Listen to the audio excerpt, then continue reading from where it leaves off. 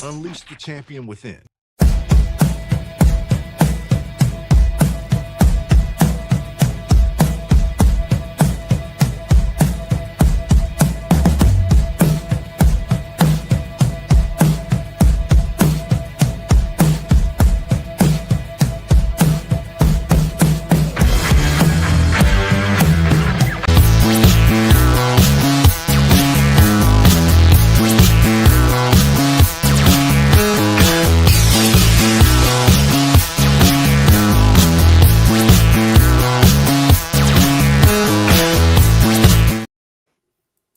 What's going on, everybody? Welcome to another exciting week of some good football on the Central Florida High School Scoreboard Show. Road to 305 round one. I got the crew with me. I got the homies with me today. Man, I got Baylin Trujillo. Man, what's going on, Baylin?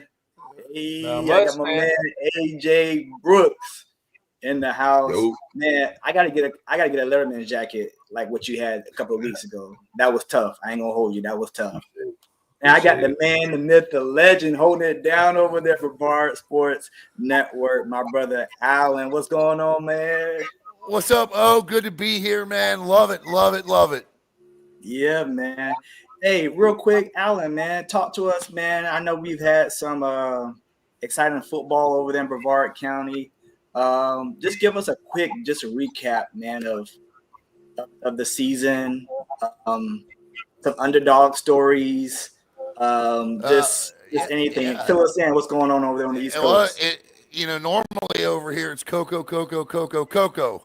Not the case this year. Coco had their struggles early.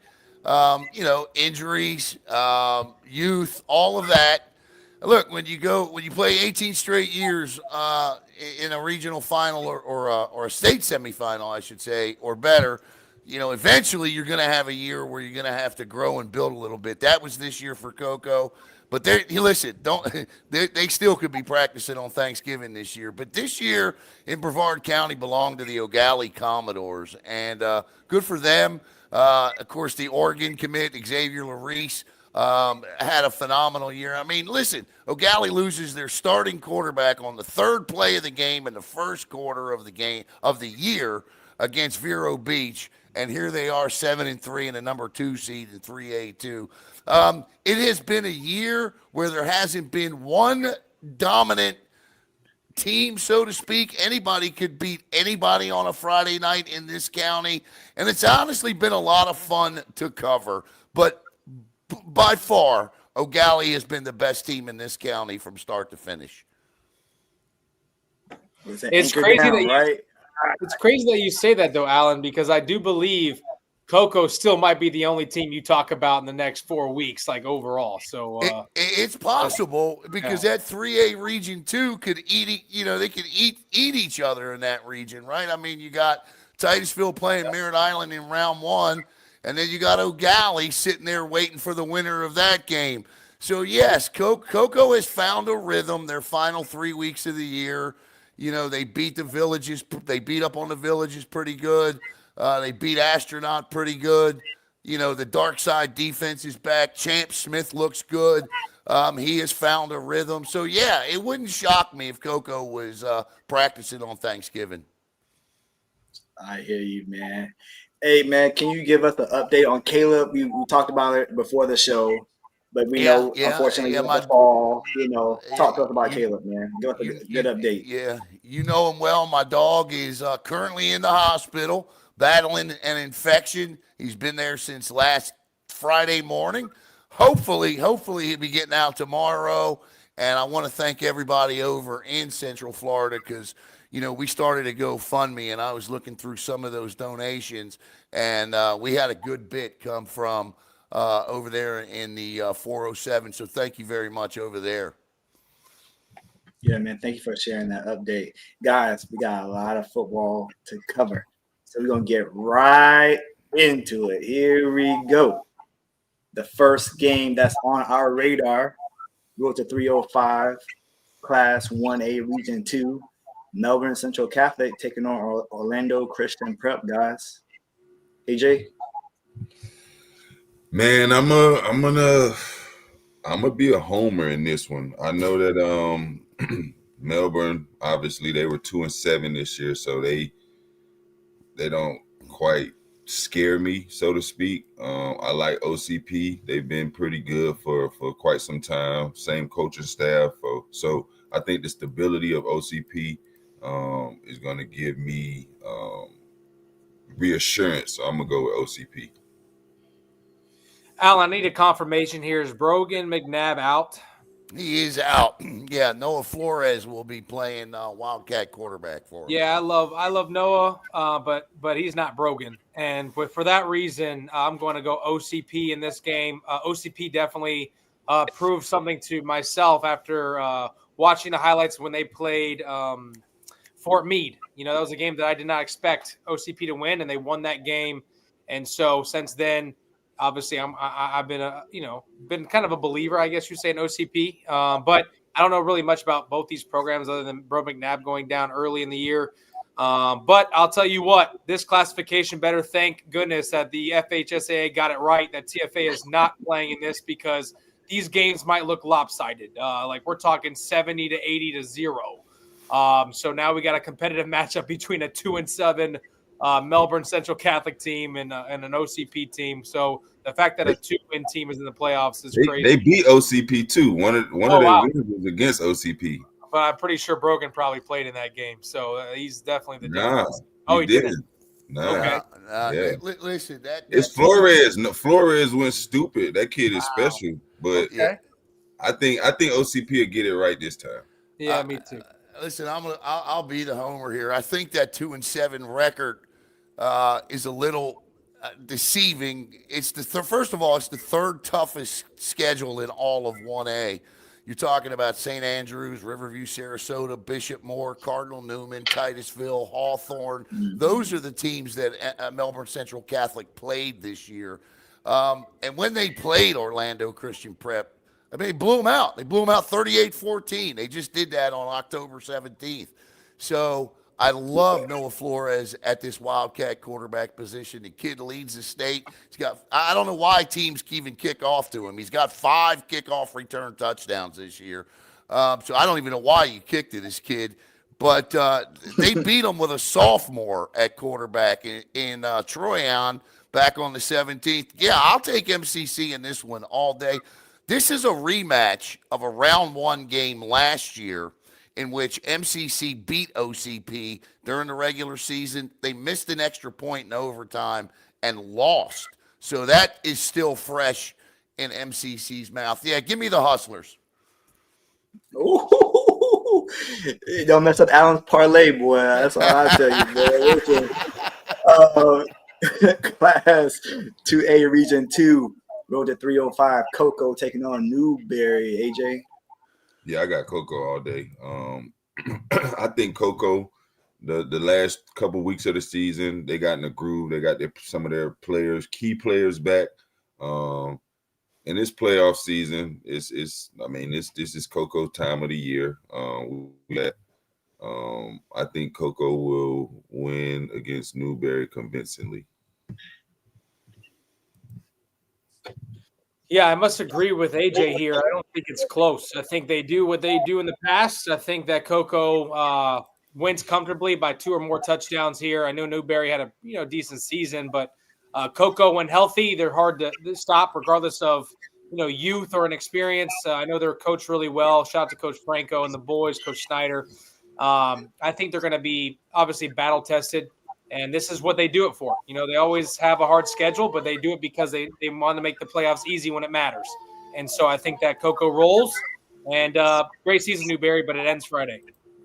Yeah, I'm all over Cocoa in this one. Javion Scott, the young sophomore running back, he's been him and a young wide receiver by the name of Cayman Veras. Remember that name, because I'm going to remind you in a couple of years of him. He's helped change that off. Throw the hitch, baby. Come on, Baylin, you know it. Throw the hitch. The Tigers have found the hitch. They found their offense. Cocoa will win this in a running clock in the 4th quarter. Whoa. Yeah, like That's tough. He ain't wrong. That's tough. Yeah, Class 3A Region 2, road to 305. Bishop Moore taking on Hernando. Man, Hernando, 7-3. They had a pretty good season. Bishop Moore has to have a bad taste in their mouth after the Lake Mary game. Lake Mary was able to physically dominate Bishop Moore at the line of scrimmage on both sides of the ball. Just be honest. I don't think that's going to happen Friday. I think Bishop Moore is going to get it together.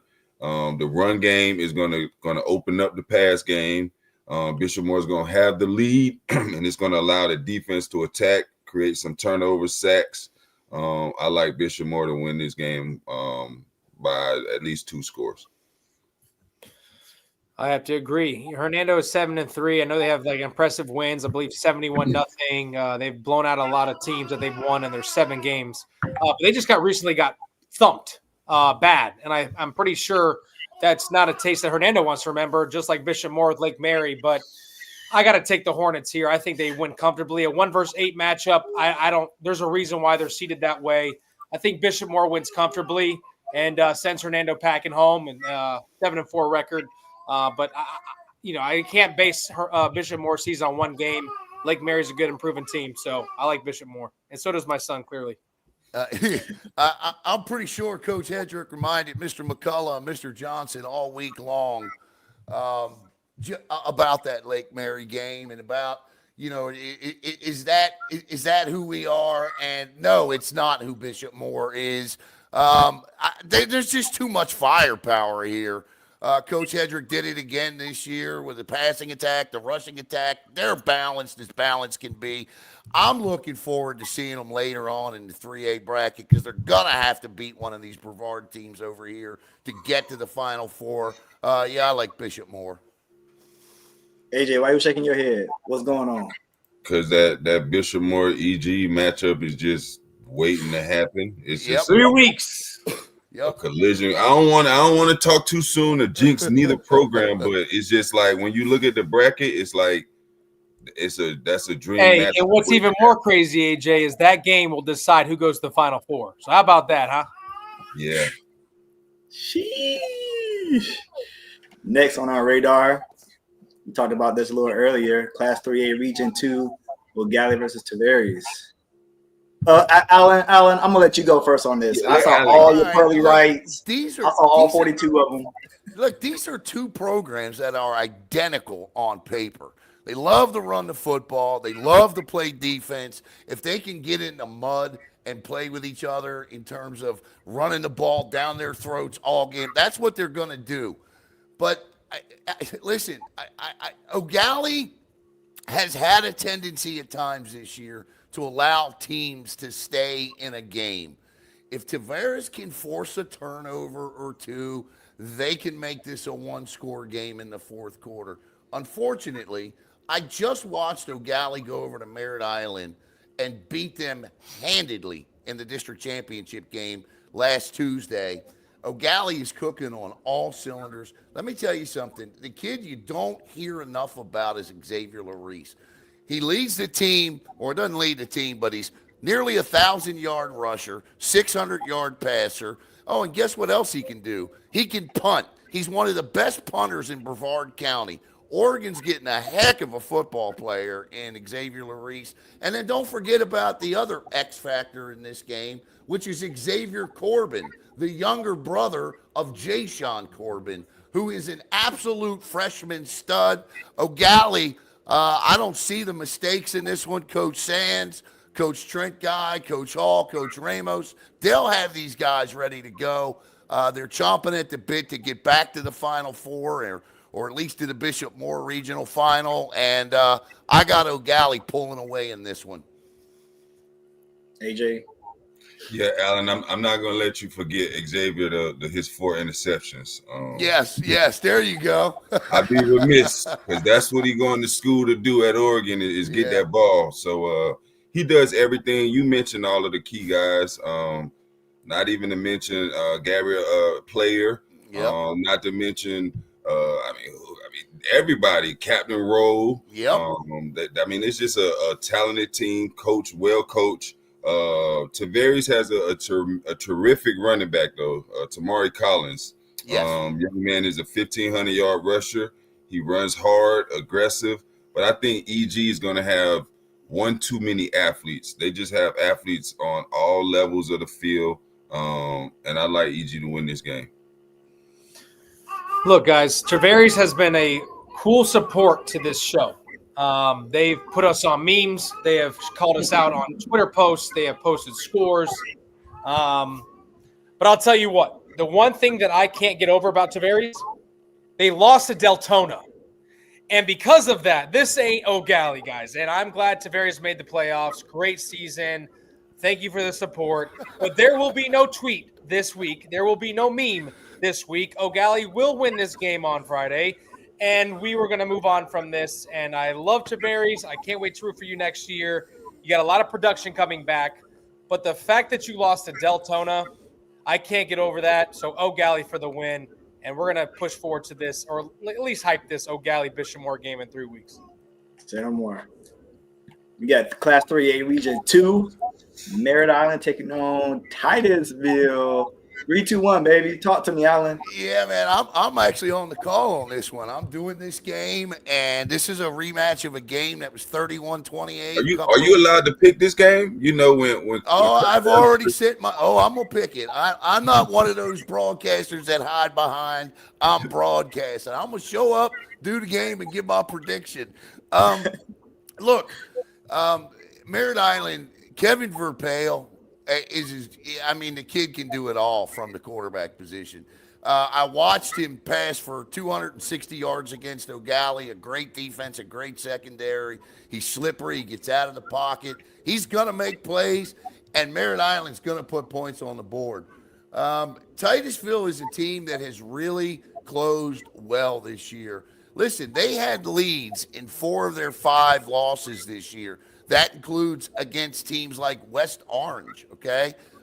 So I firmly – the biggest issue for Merritt Island is they give up 295 rushing yards a game, 30 points a game. You can't do that. Will Billingsley has really come into his own over the last 3. He started slow, and he has really picked up this offense. Billingsley, just over the last 3 weeks – 7 touchdowns, 1 interception, 75% completion percentage. You got Kamari Jackson back there running the ball. Merritt Island, I love Tyler Murray. I love what that offense is, but they can't stop the run. Matt Diesel's got an offense humming. I took Titusville for the upset at Merritt Island. Whoa. Hey, Alan, I had to correct you real quick, buddy.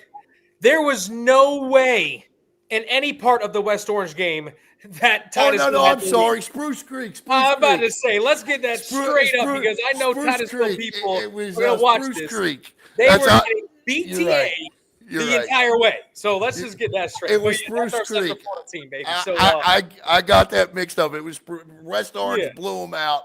That was the only one they didn't have a lead in the fourth quarter. I just want to make that all right, my clear. bad, Bob. Sorry, West Orange. Trust me, we had spaces going on about that game. Don't worry. I want to make that very clear. But I will say this. Merritt Island with obviously Kevin, a kid I train, love what he's doing, just committed to Pitt. There's a lot of excitement around him and what he's been doing the last couple weeks and big-time games, especially against Ed White.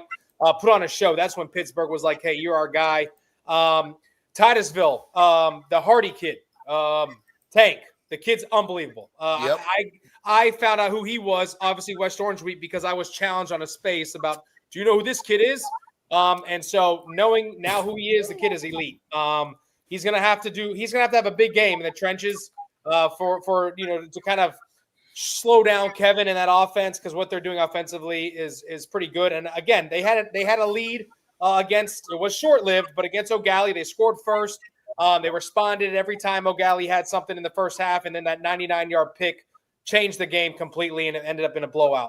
Yeah. I'm going to take Merritt Island in this game. They beat them in the regular season 31-28. I think that, understanding what Titusville likes to do offensively, they game prep for them. I think they win in the same kind of fashion they did in the regular season, but actually by 10. I think they win by 10 or more in this football game. Ooh, okay. Yeah, I'm going to go Merritt Island. I think I think Titusville did have a very solid season. They, like I said, Alan, they finished the season very strong. Merritt Island won this game 31-28 in the regular season, and Kevin didn't have the greatest game. He threw for like 140 yards. So I don't think that he's going to have that type of ball game again. I think that he'll play much better. And I like Merritt Island for the dub. Up next, Class 4A Region 2, road to 305. Jones taking on Deltona. AJ. Yeah, I mean, we don't got to talk about it too much. Baylin already disrespected the hell out of Deltona the last segment. So we know that Jones is they're the top dog in Orange County. I don't like nothing in Volusia to beat Jones this year. I like Jones to win this game convincingly. I'll be at the ball game supporting the Tigers. It's been a long time since I've seen him this week, but I think Darion, congrats to my boy DJ Hicks on his commitment to Alabama State. Larry Miles, DJ, and the rest of the offensive crew, I think that they'll dominate Friday. I like Jones to win by 40, 50. Go ahead, Alan. You go first before I end this thing. Right? Listen, it's rare I'll say I'm going to piggyback, but I'm piggybacking off of AJ. Go ahead, Baylin. The floor is yours. Look, AJ and I will be at this game. The fact that Deltona's even in the playoffs, a great job to them. I know there were some things that happened that got Deltona into the playoffs, so we're not going to go into that. But they're a 5-5 team. I think their best win, obviously I've mentioned it, was Tavares, which was, pretty impressive. I would say that, to be honest with you. Didn't see that coming, so great job to Deltona. But I do want to give a shout-out to their quarterback. The kid's really good. Jeremiah. Kid is somebody I've been training for a long time. I love what he does. He's got a special elite arm. But that's as far as it goes for me, as far as, when I talk about Deltona. I think Jones wins in a blowout. Don't think it's close. I think by halftime it's already a running clock, kind of similar to what we saw against Seminole. I think Darion doesn't even really have to do much. I think he only throws a couple touchdowns here. They're going to gash him all night. And I think they just kill him in the trenches. I just don't see in any space or any world, neither does my son, where Deltona makes this competitive. But they're in the playoffs, so we're going to find out. And I can't wait to see Jeremiah, honestly, play live in person. It's the first time I get to see him in 4 years. So I'm honestly excited to see Mr. Hancock. You got a wedding to go to or something this weekend? You clean shaved, boy. Oh, hey, You clean. Had to do it, man. I had to change up something. They said no shave November. I had to switch it up on him. He lost a bet. NC State's funeral and Miami beats them this weekend. Oh, Stop jinxing, man. Just stop talking about them. Dang it, you're right. Crap. Class 4A Region 2, road to 305. You have Auburndale taking on Vanguard. AJ, talk to us. Talk to me nice. Talk to me nice. This was crazy because I'm an Auburndale supporter. I love Auburndale. I love everything Coach Thomas has been doing with the turnaround of the program. A couple of my boys on the team, JT. I like Auburndale, but the crazy thing is Vanguard. They've beaten Lake Wales the past 2 to 3 years, so they've kind of had their way in their minds with Polk County. But I like Auburndale. I think the Edwards brothers. I like Auburndale for the victory, so I'm going with Auburndale. Close game, but I'm gonna go Auburndale. Whoa, AJ, I'm only up 1 game on you now. You better start tightening up with these picks, bro. I know we done had all the same picks so far. Well, not this one, because I'm going Vanguard in this game. And I, of course, selfishly for Jones' road to state, I would like Auburndale with the upset because we know what happened when they played Auburndale in the regular season. Wasn't competitive. Vanguard historically has been a really good football team. I think they do beat Auburndale. I think Auburndale's claim to fame run early in the season, especially with their big win over Lake Wales, is coming short. I would love to see Auburndale win, but if we're going based off predictions and his history, I don't know much about Vanguard, but I do know they're in the playoffs for a reason, and for that reason, I'm going to go Vanguard here. But I hope Auburndale, you can do it for me, all right? Yeah, listen, 8-2 teams and a 4 and a 5. I like this matchup. I like how this fell. Baylin, I'm going to go after. I'm going to agree with you. I like Vanguard. They got a pass rusher who just absolutely hunts. 17 and a half sacks in 8 games this year. I think they get after the quarterback a little bit more in this one, force some turnovers. I think turnovers will be the difference in this football game. I think Vanguard forces more of them.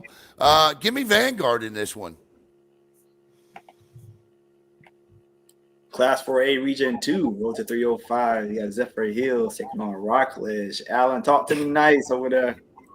Listen, Rockledge, my hope for Rockledge is this, and John Holmes is I have a level of frustration here with this because I watched a very young Rockledge team. They got a good a good quarterback.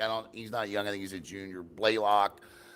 They've got some of the best sophomores and freshmen in this county. Elijah Mitchell, Jalen Mitchell's cousin. But their schedule that they played this year is absolutely insane for a team that's as young as this one is. It is I believe it was the first or second toughest schedule in all of 4A. Cardinal Mooney, Mandarin, Vero Beach, Cocoa. That's just to name a few of the teams that were on this schedule this year.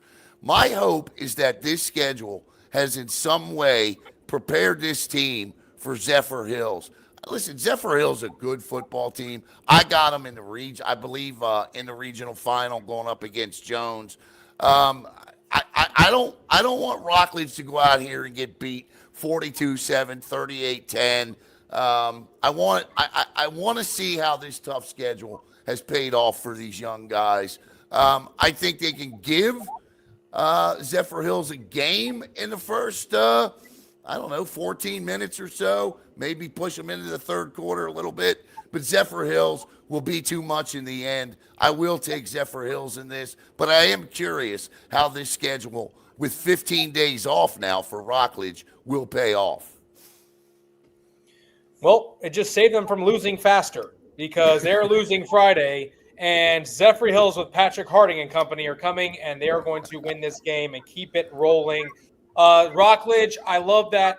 For most experienced teams, a tough schedule will help you prepare for games like this, like Cocoa has done in the past, and what Cocoa probably will do this year. But Rockledge is not Cocoa, even though they're in this.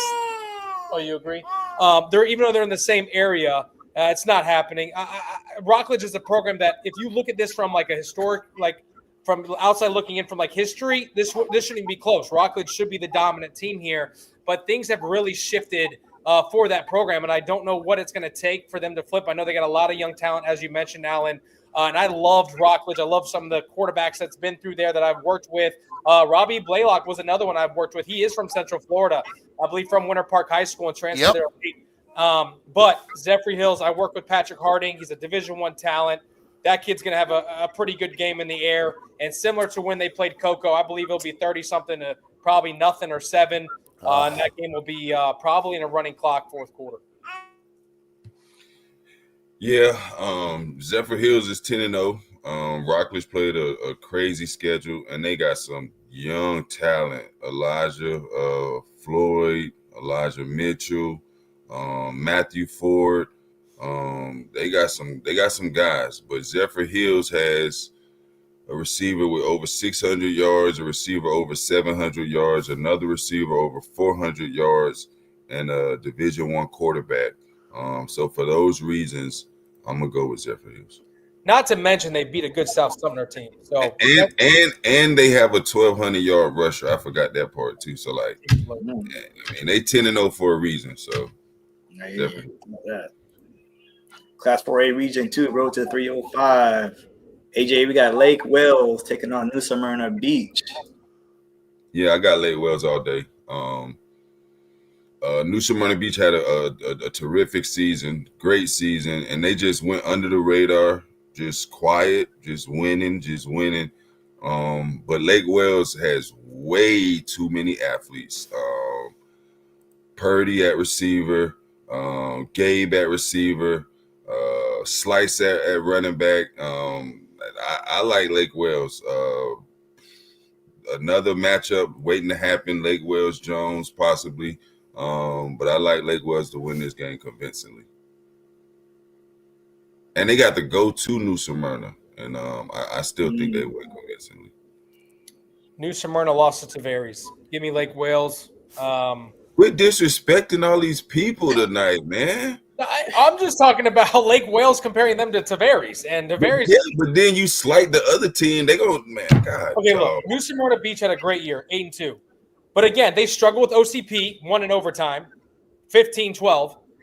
Lake Wales ain't OCP. Like, let's just – I mean, I'm trying to call a spade here. I love the 8-2 record, but records really don't mean nothing when it comes to the playoffs. We're trying to state facts here. They lost to Tavares 22-7, I believe. Lake Wales is a dominant program, and they have way too much talent, and I believe it's a running clock. Give me Lake Wales. Alan? Yeah, I've seen New Smyrna Beach a couple times this year. I mean, they have John Wilkinson's identity, but I look at their strength of schedule this year, and I compare it. I'm going Lake Wales myself. I'll take Lake Wales in this one. Class 5A, Region 1, over 305. We have Mainland going against Middleburg. AJ? I like Mainland. I like Mainland. I think it's gonna be emotional week. I got Mainland. Mainland for the dub. I think. Listen, Baylin, I don't know if you know anything about. Tell me about Sebastian Johnson, but I've heard a lot of great things about this kid, man. And I think the story of the day here is what happened up in Camden, New Jersey. I know or Camden, Georgia, and you're right, if AJ. Travis Rowland is on the sideline Friday night, Mainland is going to pour it on. I definitely think Coach Rowland will be there, and absolutely. For those that don't know, Coach Rowland today was if you read his Facebook post, then you know. Do a little research into it and find out.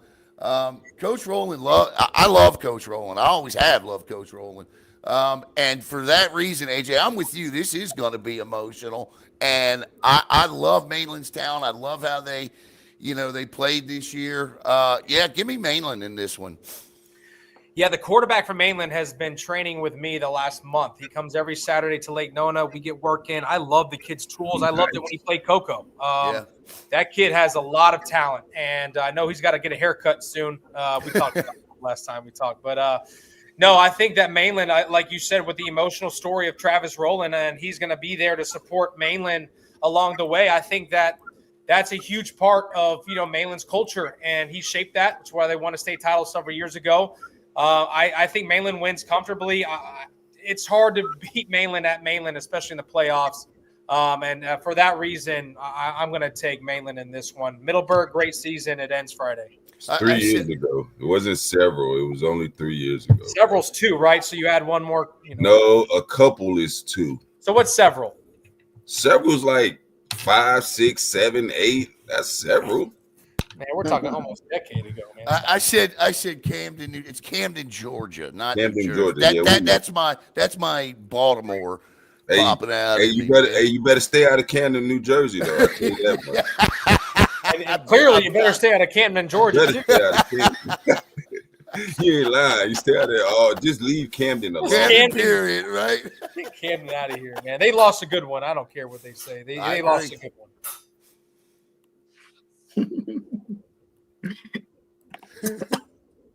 Class 5A Region 2 Road to 305. Edgewater going against Lake Gibson. AJ, what have you last? Baylin, go ahead. Go ahead, Baylin. The gesture says it all. There is no way Edgewater loses on Friday night. They can honestly play their backups. They can play JV.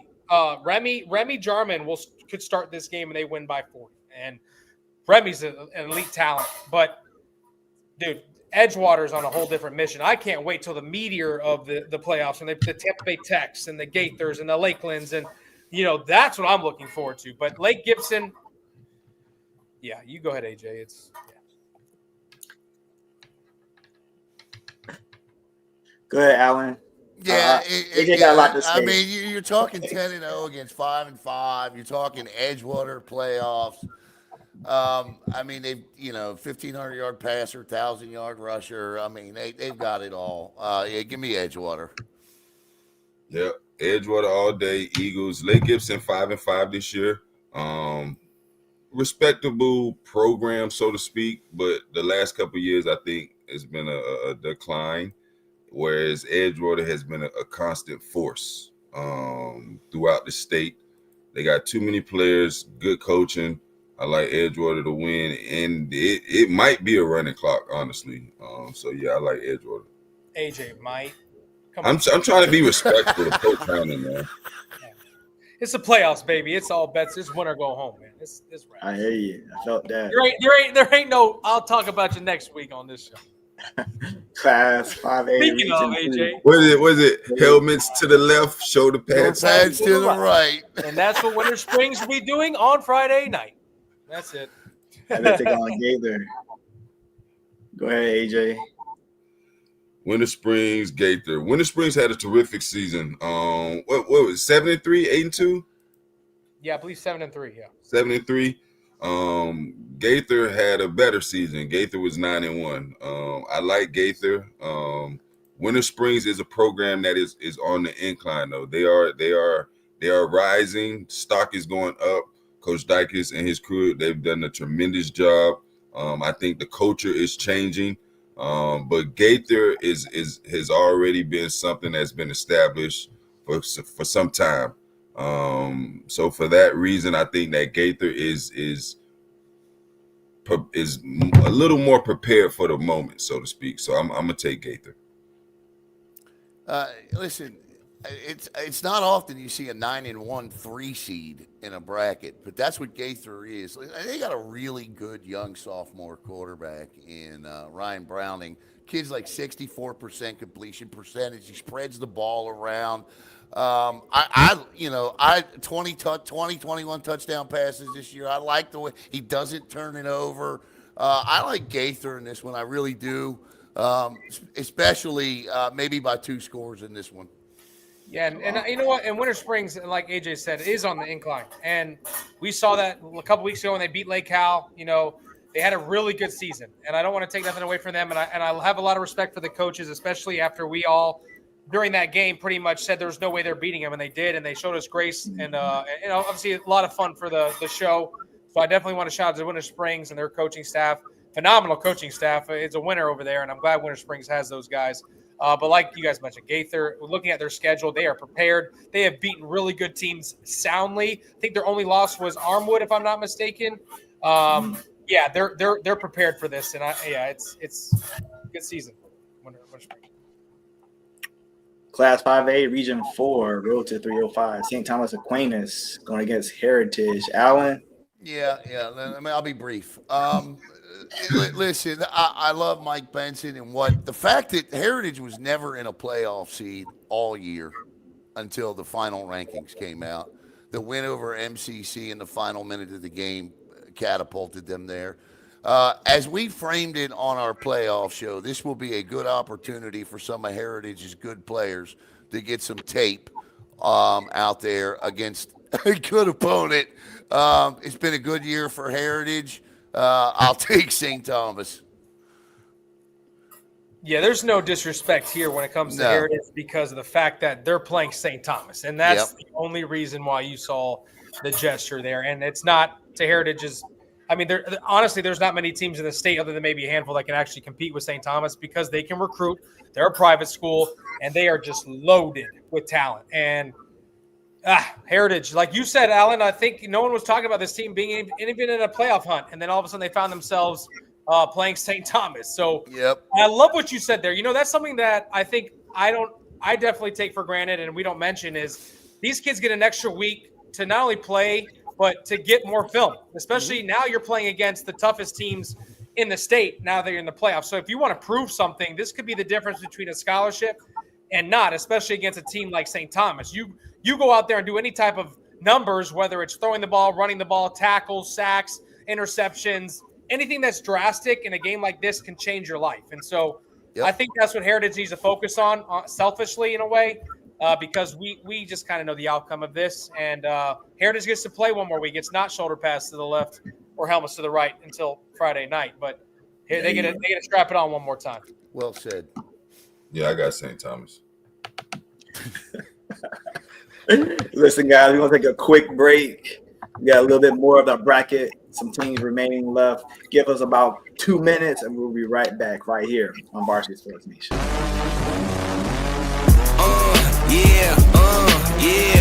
In the world of sports, every move counts. Every decision shapes your future. At Influencer Counsel, we understand the importance of making the right choices and having wise counsel. Our team specializes in legal counsel, ensuring every contract is airtight and every deal is in your best interest. In this new world, financial responsibility is even more important than ever before. We ensure our clients understand this new responsibility and educate them on how to navigate it properly. Taxation obligations, investment opportunities, and purchasing assistance can mean the difference in their short-term and long-term success. Our branding specialists work tirelessly to build and elevate your personal brand, making sure you stand out on and off the field. Join Influencer Counsel and maximize your opportunities. Legal, financial, branding, legacy. Your future starts here. Listen closely. There's a part of Florida that you've probably never heard of before.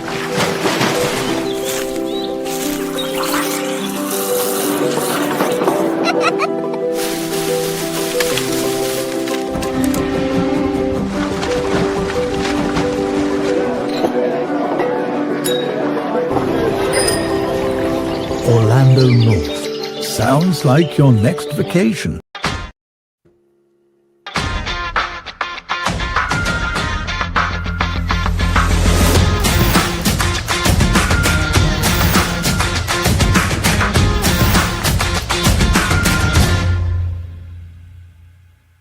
Within all of us beats the heart of a champion. We aim for gold and glory, yet sometimes we fall short.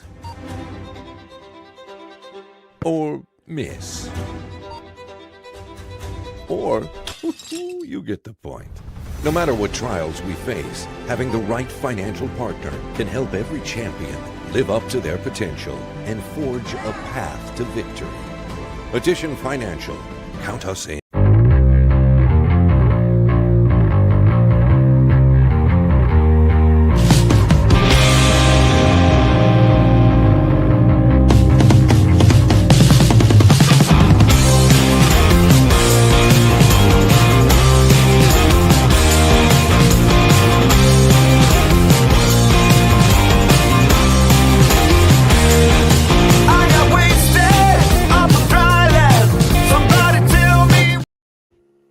Hey guys, welcome back to our second half of our Central Florida High School Scoreboard Show. Road to 305, round one. We still have a couple more brackets to get through, fellas. Here we go. Class 6A, Region 1. Baylin. Yeah, Oviedo, man, great season. District champs. Did not see that coming, especially with how good Evans was playing this year. They rightfully earned that. But it's unfortunate. You know, sometimes it's weird how these seedings take place. You have a really good year, you're a district champ, and then you play against the best team in your region round one. It doesn't make sense sometimes. Man, I want Oviedo to win with the upset, but Buchholz, if anybody's done research on them, they are loaded. And I think that Buchholz does win Friday night. I'm supporting the Central Florida team here. The last time I went against Oviedo, they've obviously won. I'm 0-2 against Oviedo this year, Lake Mary and obviously Evans.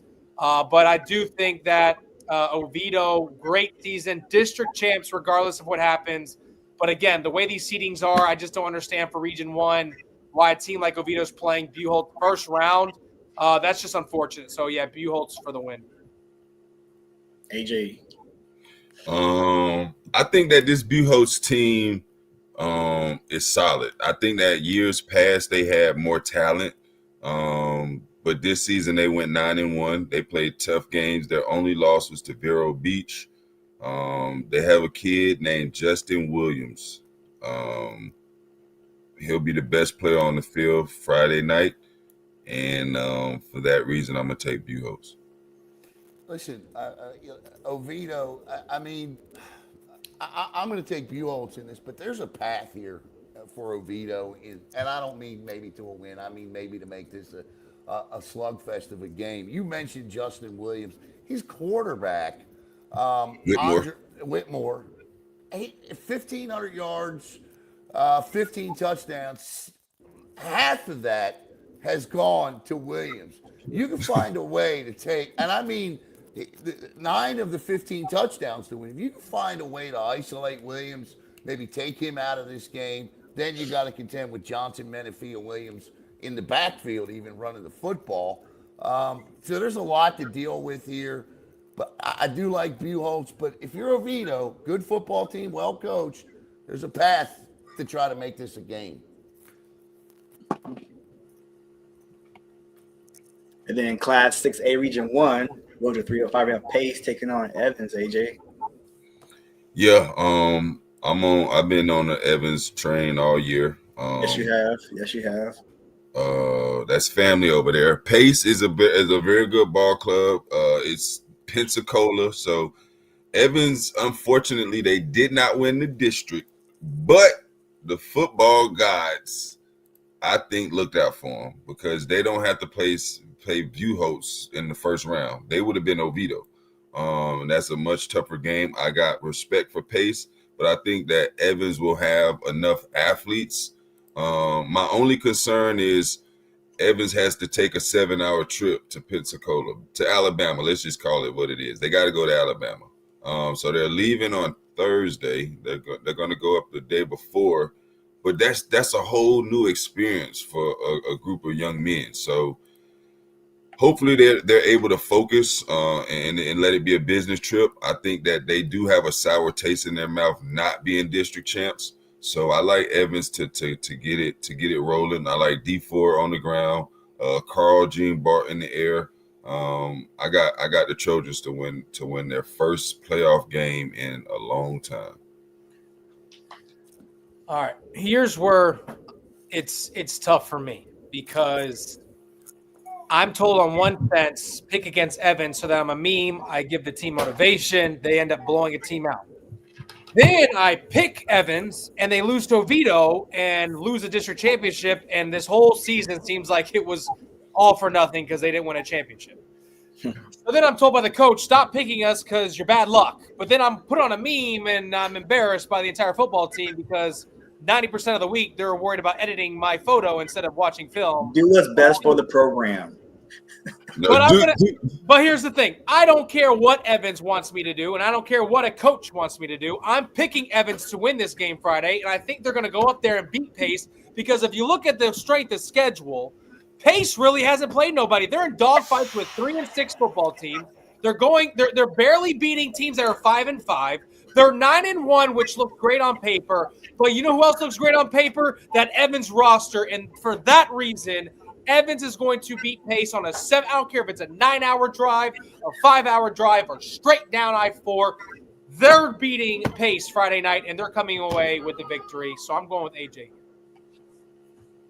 Yeah, let's make it a clean sweep here. I only ever knew Pace as a baseball school, to be honest with you. No disrespect. I don't know much about them.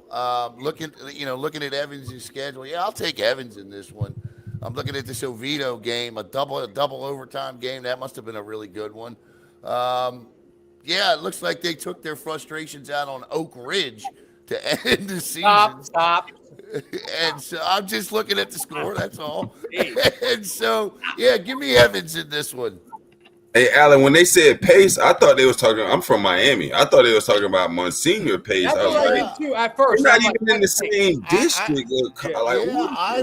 Listen, Pace is a great baseball school. I see them I see them playing deep into the playoffs a lot. But give me Evans. Class 6A Region 2 road to the 305. Melbourne. Alan, it's all you, buddy.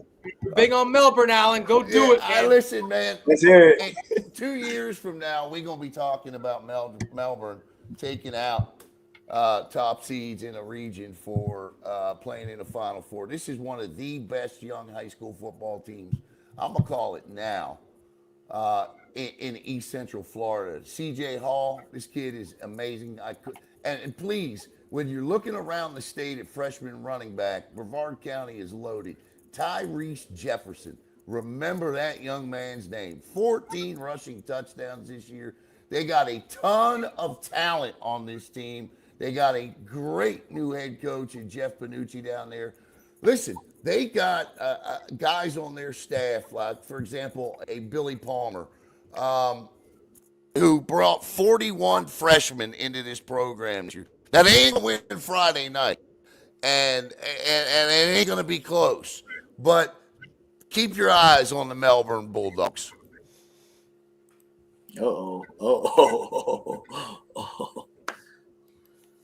That's if they can keep him. Anyways, Armwood is going to win this game. No, he didn't. I mean, we know that county. They go to 2 schools, buddy, and one of them is not Melbourne. But hopefully I do believe they stay. That from what you said, that team looks to be the future in that county. But as of right now, this is what we're talking about, and Armwood is going to have a running clock, I would say, midway through the second quarter. Yeah, I like Armwood to win this game convincingly. And then you have Class 6A Region 2 road to 305. Vieira taking on Riverview. Alan, give us a scoop. Vieira plays their game. Turnover free. Eric Nelson has really developed into a really good, decent dual threat quarterback. Listen, a young defense that has really stepped up and forced turnovers. I'm going to be the homer here. I know a lot of people are going to like Riverview in this game, but I'm going to take Vieira. I think Vieira does play the clean game. I think they do, not turn the ball over. And I think Eric Nelson shines in this one. I'll take Vieira at home. Their first home playoff game since Derek Smith led them in 2019. Nah. AJ, what do you think, man? I think I'm gonna take Vieira. Vieira lost a close game to Osceola, 13-10. They beat this Melbourne, talented young Melbourne team that Alan was just talking about. I like Vieira. I'm gonna go with Vieira.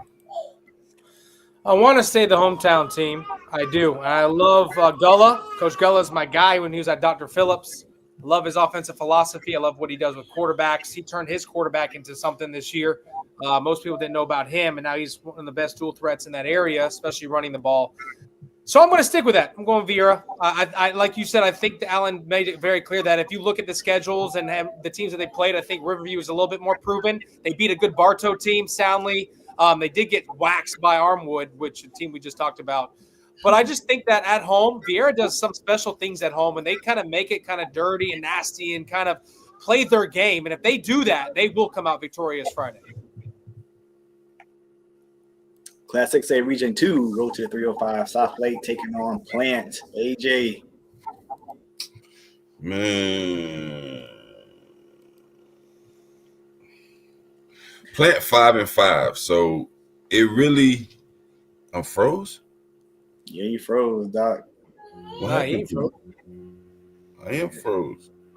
Oh, yeah, you but your tone ain't froze. Make that a meme. Make this a meme. Yeah, well, Plant 5-5. South Lake, I like South Lake. I think that Coach Lord is doing a terrific job. I think the culture has also changed at South Lake, and for that reason, I like South Lake to win their first playoff game under Coach Lord's tenure, if I'm not mistaken. So, yeah, I'm going to take – I got South Lake. AJ, here's my only thing with you, man, is I love the home thing, and I love South Lake. I love Lord. I love Trey Kelly and the boys. But 5-5 Plant and the schedule they had compared to a 8-2, 7-3 South Lake team, 9-1.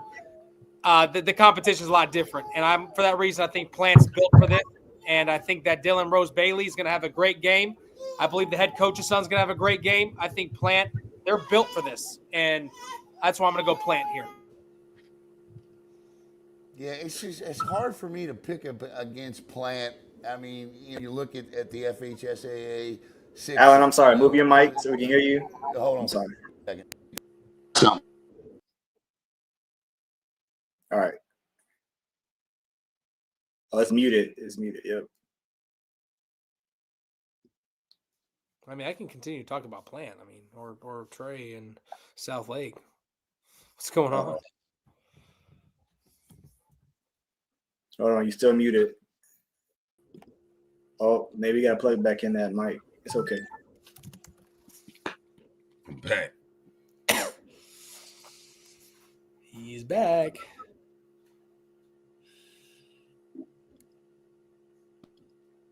All right. We good?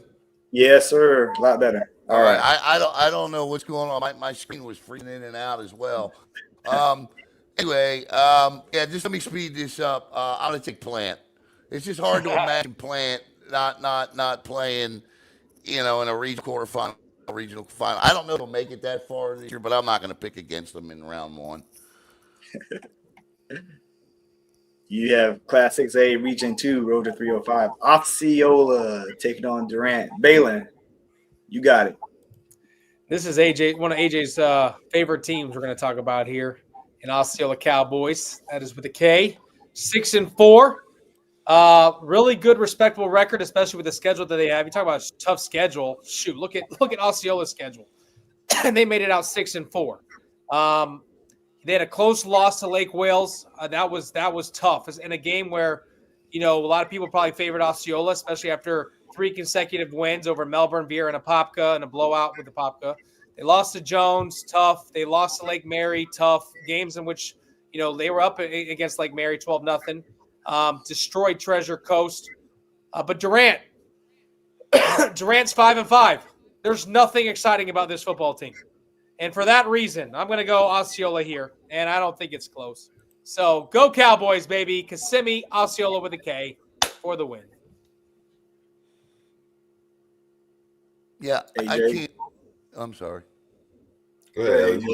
No, I was just going to say, it just feels like playoff football is built for Osceola and the way they run the ball. What do they run? 220 yards a game. I saw them against Melbourne and Vieira, although I was surprised. This is not by any stretch last year's Osceola team. It's not. And I don't have any illusions of that. But I agree with Baylin. There's nothing exciting here about the opposition in this one. And Osceola football is playoff football. And playoff football is a formula where you run the ball, you play good defense, you don't turn it over. That's what Osceola does best. They win this game. Yeah, I was actually texting with EP, Coach EP, this weekend, and just congratulating him, just talking, and Osceola, they are going through.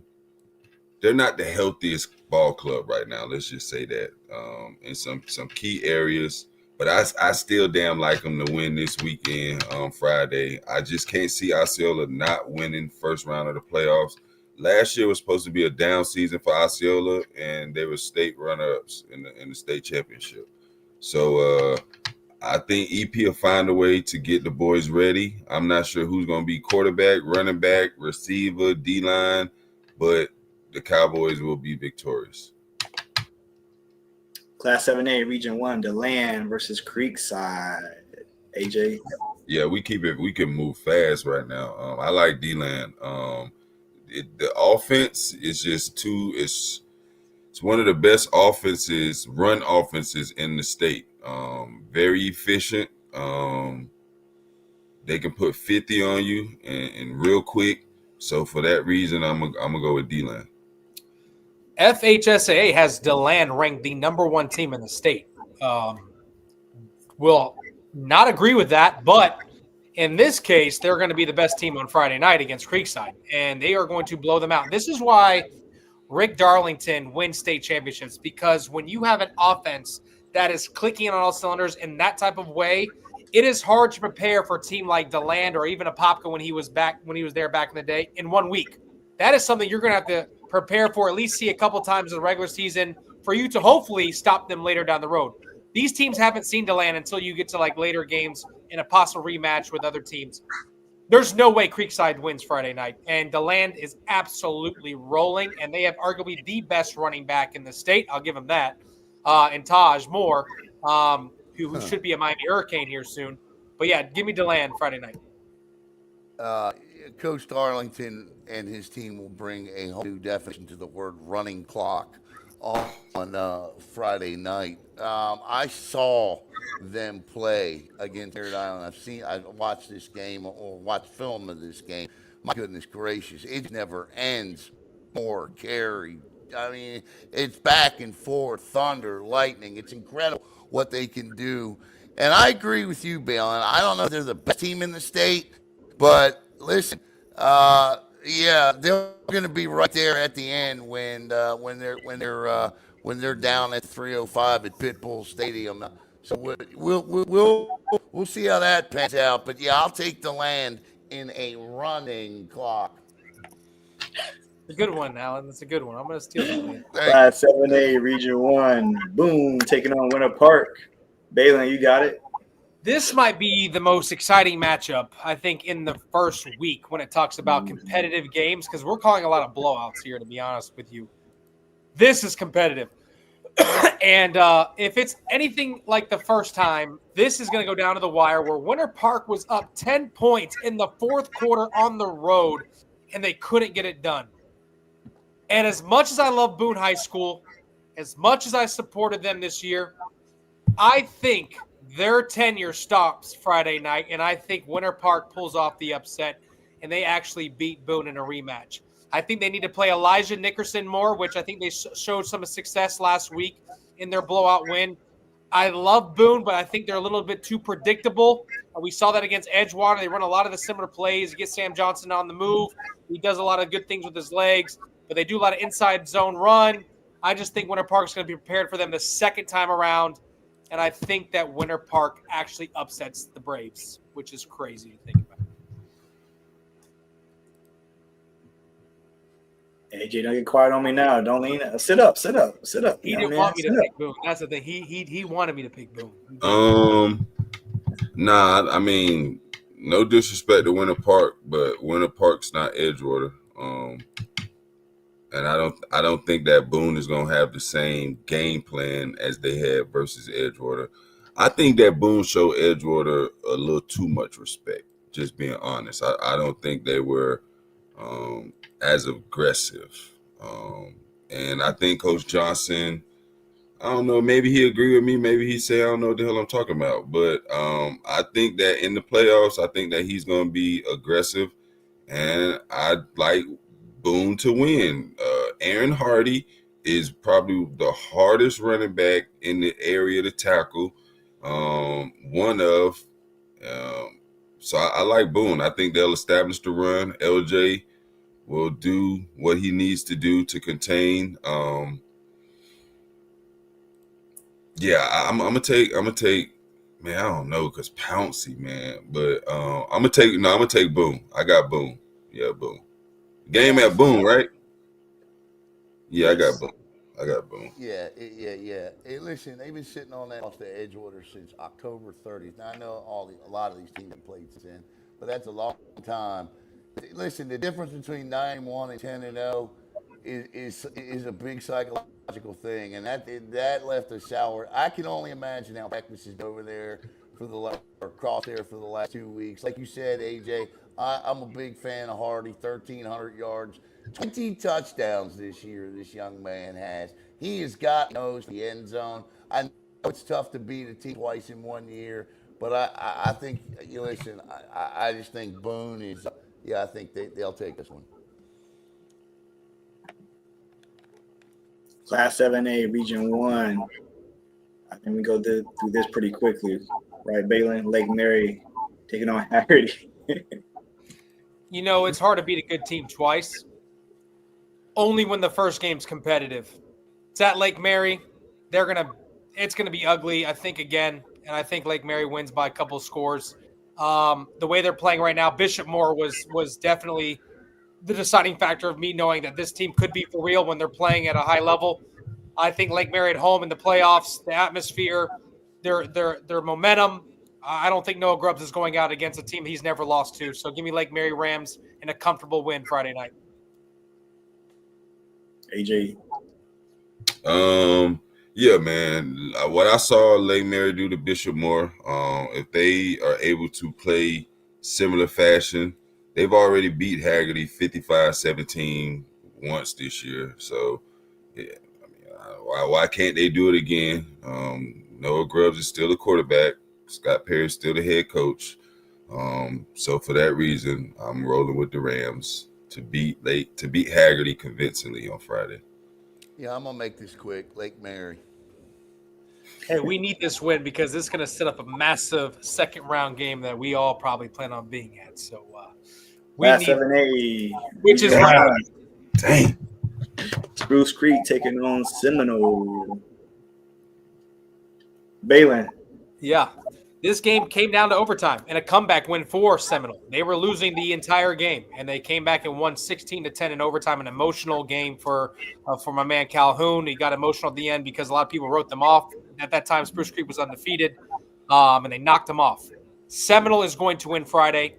They want Lake Mary again. That's what they want. They want to see him again. Matter of fact, I don't know if they want to see them again, but they're going to see them again. So I think Seminole is going to win Friday night in another, I would say, upset because Spruce Creek is 8-2. But I think Seminole is the better team here, even though they're 5-5, which is crazy to say. But they're going to beat Spruce Creek, and it's going to set up another rematch with arguably the best rivalry in Central Florida. AJ. Yeah, man, this is one of those. This is another tough one. It was a 10-16 ball game the first time they played. Real similar ball clubs. They got the same dang on colors, orange and black. But it's something about Seminole. I'm gonna rock with Seminole. What game at Seminole? Game at Spruce. Yeah, Game at Spruce, right? Right. Yeah. Yeah, game at Spruce. I'm still picking Seminole. They're gonna find a way to win. Yeah, I like Seminole all day. Let's do it. Come on, boys. All right, I'll go against. I'll take Spruce Creek here. Listen, I think there's something to be said for the balance that this team has. Nearly 1,000-yard wide receiver. They got a couple of backs. They got 500-yard back in Miller. Edwards 300 yards. They get a quarterback to throw the ball. Doesn't turn it over. Much. 13 touchdowns. 407 guys. I'll take Spruce Creek in this one. And then we have Alan. We have Class 7A Region 3, Vero Beach taking on East Ridge. That's down the street from you, Alan. Talk to us. Yeah, listen, I think Coach Jankowski, and I mean, okay, I want to think of a way to politely say this. It's playoffs, and to say that this year they're on a mission, he's got something to prove. I mean, Beach is going to win this football game. I mean, just to be quick about that. But, if I don't come back to this show the rest of the playoffs, Vero Beach has got something to show me when it comes to the playoffs. That they can have these 9-1 and 8-2 regular seasons, all they want for 23 years. And that's spectacular. And that's great. And that's phenomenal football. Now is when this matters, okay? I want to see Vero Beach playing for a state championship this year. That's what I want to see. You felt that energy, AJ? You felt that? I did. And with them playing for a state championship, it starts with the win Friday. I love East Ridge, man. It's a great program, great story. Couple of the guys on their team, they play on my 7-on-7 team. So I love them. They good, but Vero Beach they on the short list of like all teams, all classifications. They'll be in that top tier list. Like they're one of those ball clubs. And East Ridge they're just learning how to win. You just spoke about how Vero Beach, that program has been winning forever. It'll be a tough task for East Ridge.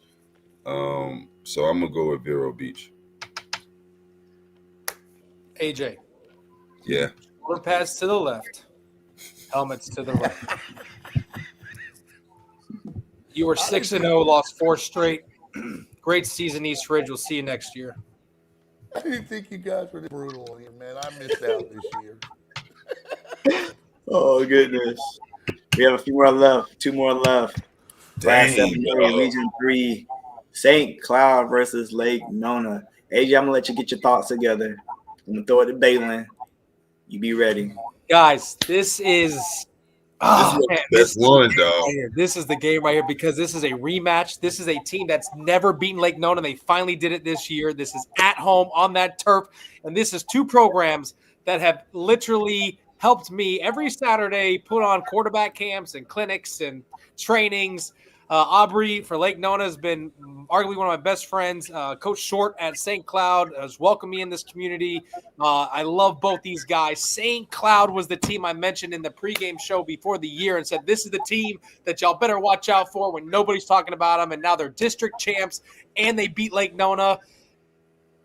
And I'm going to go with the Lions here. I think in the second time around, I believe Luke Ramsey at quarterback for Lake Nona is going to beat St. Cloud at St. Cloud. I think that is a difference. They got a hurricane commit this week, flipped them from LSU. That defensive line is crazy good. They have one of the best secondaries in Central Florida. Woodson out there. Again, this was a close game the first time around. They try to throw in, Jason Stevens at the end to light a spark, but they didn't have Luke Ramsey at quarterback in that game, and now he's playing at an elite level at that position. He's the difference. Lake Nona wins. Well, we know he ain't gonna be training at St. Cloud no more, folks. Nah, but on a serious note, it was a good game the first time they played. You mentioned Lake Nona didn't have all their horses, and they're gonna have all their horses Friday. I think Lake Nona is one of the better, well-coached ball clubs in this area. If you look at their coaching staff, it's tremendous top to bottom. Coach Aubrey's done a terrific job at Lake Nona since he's been the head coach. I like Lake Nona to win this game. St. Cloud has had a terrific season. St. Cloud beat them the first time ever. Yeah, I know, but I like Lake Nona to get that get back. So I'm going to take Lake Nona. Yeah, I'm going to take Lake Nona too. Listen, they got 10 guys with a pick. Like you said, Luke Ramsey. Is he still playing D for them? Kind of, but he's more in the quarterback role right now. Yeah. So listen, I like Lake Nona here. Looking at their stats, I didn't know much about them. Reading up on them a little bit here as we were getting to this game. They fly around the field. You mentioned their secondary, Baylin. I mean, it's rare to see 10 guys on a high school roster with a pick, but that's exactly what they have here. 19 total turnovers they have caused this season. Pretty impressive. I'll take Lake Nona. And I've seen St. Cloud. I saw them. They gave Merritt Island fits. I think they lost by 3. Alan, do you know who their DB coach is? No, I don't. Charles Woodson, arguably the greatest defensive back to ever play football. So that explains it. Surprised by all them interceptions. Yeah, he's the second greatest DB behind Ed Reed. That's my opinion. But Coach Woodson, I see his son on the list, Junior, here, now that you mention it. But, yeah, man, I'll take Lake Nona. And I did not know that. I think Charles was a better blitzer. I give him the blitz, and that's why I give him the nod. Like total DB, like Dion, we say Dion's the best cover corner. Right. Like total DB package, cover, tackle, Woodson, all of that. Yeah, it's Woodson. Yeah, I'm gonna go Woodson. It's Woodson. Yeah. Yeah, last but not least, Class 7A, Region 3, Road 305, Jupiter versus Dr. Phillips. AJ. Man. All right, so Dr. Phillips, when I went and saw Dr. Phillips play versus Eastridge, I was like, okay, they beat Eastridge. Like, you know, they did what I expected them to do. But one thing that was alarming was some of the players in key positions were smaller stature than I'm normally used to seeing. You know, I was seeing 170-pound linebackers, so to speak. Jupiter is 10-0, and I don't know, man. I want to pick Dr. Phillips. I want to pick Dr. Phillips bad, but pick him. Pick him. I'm gonna go with Jupiter. I'm gonna go with Jupiter. Let me listen. Last year, Jupiter, and I don't mean any disrespect. All right, Jupiter was a great football team last year, 10-1. And then ran into Dr. Phillips, and it was 35-0. I know, different team, different year. I get all that. But, you know, I'm going to take Dr. Phillips in this one. I'll take Dr. Phillips.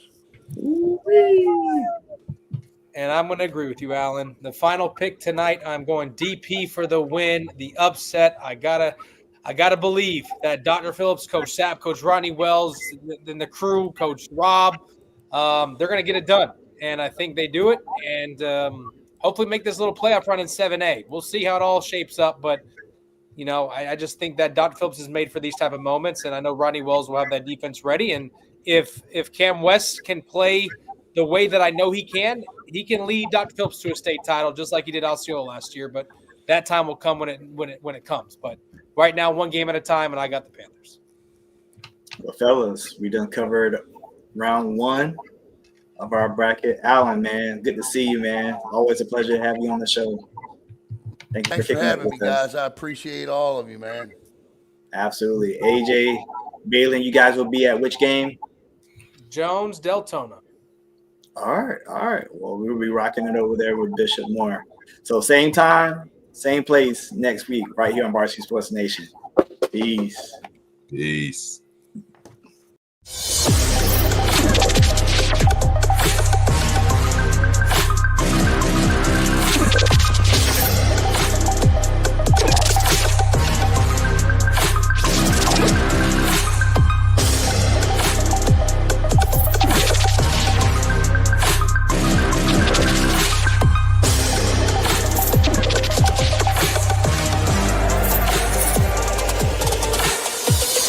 Sports Nation.